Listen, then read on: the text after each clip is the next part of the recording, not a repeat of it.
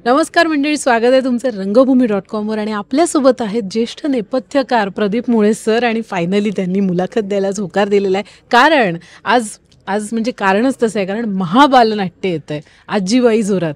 Sir, आम्हाला please सांगा, 16-17 locations आहेत असं क्षितिज सर म्हणाले आता प्रेस कॉन्फरन्समध्ये. काय गंमत असणार या नाटकात? नाही, गंमत मला वाटतं तुम्ही अनुभवायला लागेल. ती नुसतं मी सांगून उपयोग नाही, कारण काय आहे ते शेवटी 3D आहे सगळं, जी गोष्ट आहे ती. म्हणजे नुसतेच मी कागद दिले तुम्हाला जर डिझाईनचे, तर त्याच्यावरून काही कळलं नाही. तसं आहे ते सांगणं. म्हणजे त्यापेक्षा तुम्ही पाहिलं तर ते जास्त तुम्हाला एन्जॉय करता येईल आणि समजेल पण. मी काय नुसतंच म्हणून उपयोग नाही आहे असं मला वाटतं. सांगा ना सर, थोडंसं नाटकाबद्दल सांगा ना. काय आहे? नाही, नाटक तर अप्रतिमच आहे ते, त्याबद्दल वाद नाही. एक वैशिष्ट्य असं आहे की माझ्या करिअरची सुरुवात एका बालनाट्याने झाली आणि ते होतं दुर्गा झाली गौरी.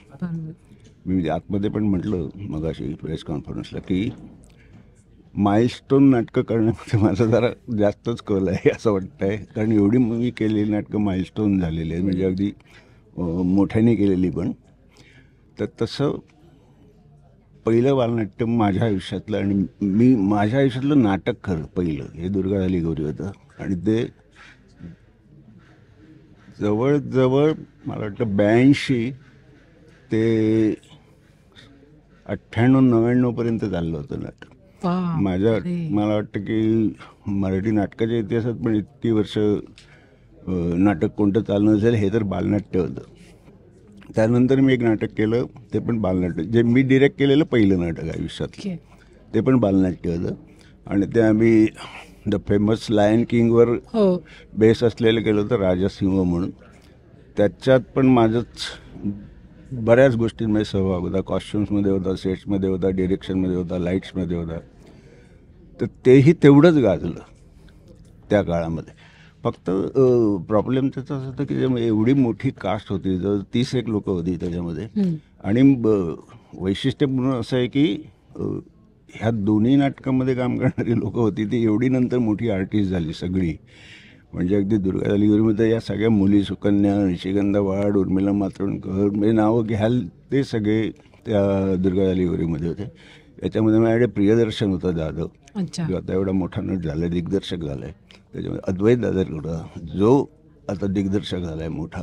रणजित पाटील, जो आता त्याने एक स्वतः इंडिपेंडेंटली नाटक डिरेक्ट केलं, तो होता. मग अशी जवळजवळ 7 ते 8 मुलं होती. ती अश्विनी शेंडे होती, जी आता गाणी लिहिते वगैरे, ती पण त्यात काम करायची. तर या नाटकात तर आधीपासूनच फेमस असलेली लोक आहेत ती, त्यामुळे हे नाटक आणखीन कुठे जाईल वर ते आपल्या लक्षात येईलच. आणि पाहिल्यावर तर ते जाणवेलच आणि कळेलच तुम्हाला की ते किती महान आहे. ती महानाट्य का म्हणतोय आम्ही त्याला. ते म्हणजे बालनाट्य आणि प्रदीप मुळे हे समीकरण जे ऑलरेडी सुपरहिट आहे. आणि खरं म्हणजे आवडती गोष्ट आहे बालनाट्य ही. म्हणजे मी जेव्हा नुसतंच रंगभूमीवर वावरत होतो बॅकस्टेजला, त्या काळात अरविंद देशपांडेंनी विचारलं होतं की आमचा ग्रुप होता सगळ्या आर्टिस्ट लोकांचा होता, जे मधून बाहेर पडलेली आम्ही मुलं होतो सगळी, आणि तुमच्यात कोणाला इंटरेस्ट आहे का बालनाट्यकडं? तर सगळ्यांच्यामध्ये माझंच नाव निघालं त्याच्यामध्ये की तो माणूस आहे, त्याला खूप इंटरेस्ट आहे, तर तो करेल ते सगळं. आणि मी तसं इन झालो. आणि माझ्यामध्ये कोणत्याही बालनाट्यात किंवा कोणत्याही नाटकामध्ये अशा पद्धतीचे कॉस्ट्युम झाले नव्हते त्याच्या आधी. आणि जवळजवळ 250 ते 250 कॉस्ट्युम्स डिझाईन केलेले होते मी त्याच्यामध्ये. कारण या सगळ्या मुली जेवढ्या मोठ्या झाल्या त्या सगळ्या 5-5, 6-6, 7 भूमिका करायच्या त्याच्यामध्ये. आणि त्यांचं वैशिष्ट्य मला वाटतं की एकावर एक कपडे घालून ठेवायच्या पुढच्या सीनचे, एक काढलं की परत एंट्री घ्यायला तयार. तर ती खरी म्हणजे एन्जॉयमेंट म्हणतो ना आपण नाटक करण्याची, ती सगळी एन्जॉयमेंट त्याच्यामध्ये मला. आणि मग मी सेम गोष्ट वापरली राजासिंहमध्ये. राजासिंहमधले कॉस्ट्युमपेक्षा मेकअप जे मी डिझाईन केले होते सगळे, ते एवढे वेगळ्या पद्धतीचे होते. म्हणजे सकाळी 7 वाजता 11च्या नाटकाला माझे 7 कॅरेक्टर्स यायची मेकअपसाठी. त्यांचे मेकअप 3 तास चालायचे 7 कॅरेक्टर्सचे. आणि मग बॅच वाईज आम्ही मुलांना बोलवायचो की 9 वाजता तुम्ही या, 9:30ला तर अमुक या. आणि असं करत करत त्या 30 लोकांचे मेकअप व्हायचे. पण सकाळी 7 वाजल्यापासून 11 वाजेपर्यंत काही लोक अद्वैत, नंतर दर्शन, रणजित पाटील हे मेकअप करून तयार असायचे 4-4 तास आधी. तर त्या गमतीसाठी मला बालनाट्य करायला आवडतं खरं जास्त. एरवी इतर नाटकांमध्ये एक बॉक्स सेट असतो, तो लावला की माझं काम संपतं. तसं फार काही अटेंड करायची गरज नसते.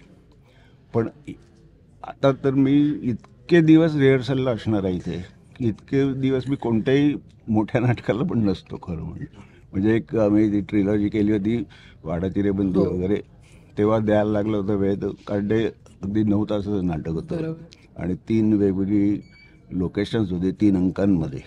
3 अंक म्हणजे खरे 5 इंटरवल्स होते त्याच्यामध्ये.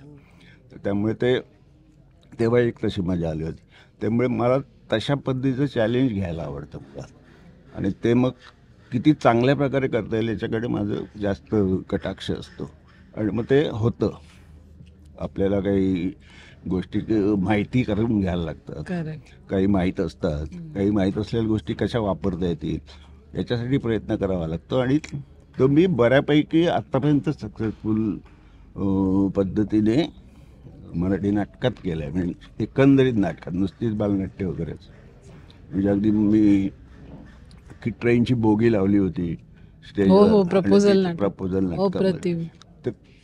तर तसं बरं वाटतं म्हणजे करायला काम, म्हणजे एक चॅलेंज काहीतरी मिळतं असं.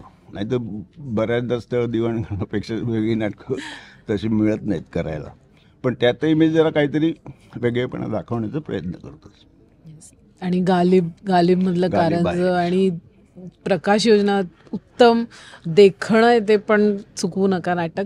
आणि सर आता क्षितिज पटवर्धन सरांबरोबर काम करायचा एक अनुभव कसा होता? क्षितिज बरोबर याच्या आधी नाटक केलं 2 स्पेशल, त्याचं पहिलं नाटक खरं म्हणजे ते. आणि 2 स्पेशल गिरिजा ओक आणि जितेंद्र जोशी दोघे होते. आणि हा होता हळदीकर, रोहित हळदीपूरकर किंवा मला एक्झॅक्ट नाव आठवत नाही, असे तिघेच होते त्याच्यात. पण आम्ही खूप काही वेगवेगळ्या गमती, म्हणजे कंटिन्युअस चालणारं टेलिप्रिंटर होतं त्याच्यात. म्हणजे कंटिन्युअस त्यातून पेपर बाहेर येत असायचं, कारण प्रेसचं ऑफिस होतं तिथं, न्यूजपेपरच्या प्रेसचं, आणि त्याचं संपादकाचं ऑफिस. तर त्यातही अशा पद्धतीच्या गमतीत. नंतर क्षितिजने त्या नाटकामध्ये फर्स्ट टाईम बॅकग्राऊंड म्युझिक म्हणून फक्त विदाउट इन्स्ट्रुमेंट असलेलं म्युझिक वापरलं. म्हणजे फक्त आवाज होते वेगवेगळे प्रेसमधले, स्पेशली प्रेसचे जास्त होते, आणि ॲटमॉस्फिअरमधले आवाज, अशा पद्धतीचं म्युझिक त्यात होतं.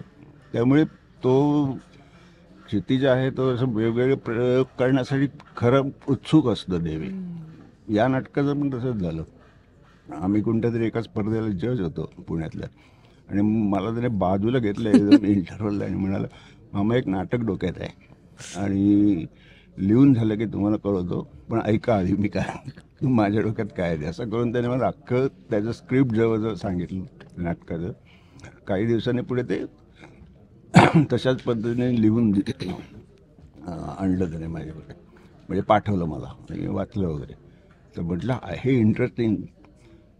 पण पहिल्यांदा आयुष्यात माझ्या एका नाटकासाठी मी डिरेक्टर बरोबर 3 दिवस काम करत असताना त्याला बोलवून बसलो होतो. कारण तुझ्या डोक्यात काय आहे आणि मी केलं आहे ते काय आहे ह्याचा आपण ताळमेळ कसा साधायचा ते बघूया याच्यात. त्यामुळे आम्ही मीटिंग तर जवळजवळ 5-6, एवढ्या माझ्या कोणत्या डिरेक्टरबरोबर होत नाहीत खरं म्हणजे मीटिंग. पण याच्याबरोबर मी जवळ 5 ते 6 मीटिंग केल्या. 3दा घरी बोलवलं त्याला. दुपारपासून आम्ही बसायचो रात्रीपर्यंत जवळजवळ.